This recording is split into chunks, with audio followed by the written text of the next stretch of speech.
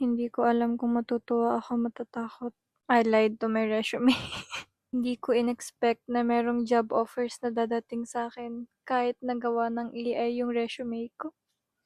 Hindi ko talaga in-expect. Like, girl, anong gagawin ko? Pakita ko sa inyo kung paano ko ginawa yung resume ko, kung bakit ako natanggap.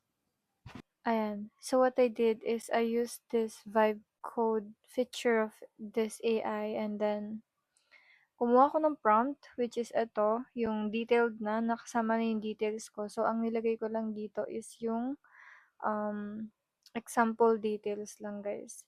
So, ayan. Tapos, kung ano yung gusto kong job, virtual assistant or social media manager.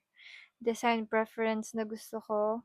Sections to include skills and everything. Work experience.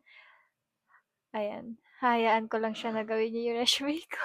So, mag-wait lang tayo ng ilang minutes and this AI will create my own personal resume na pwede ko nang i-present directly to them kasi nakagawa na siya. Guys, sinasabi ko sa inyo, kung gusto niyo magkatrabaho, mag-thank you na kayo ngayon pa lang.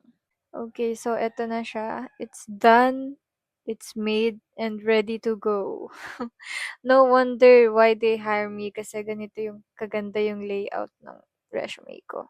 Perfect, 'di ba? So, eto yung ginamit kong AI, guys. Ito. Ayan. Blackbox AI. So, try nyo na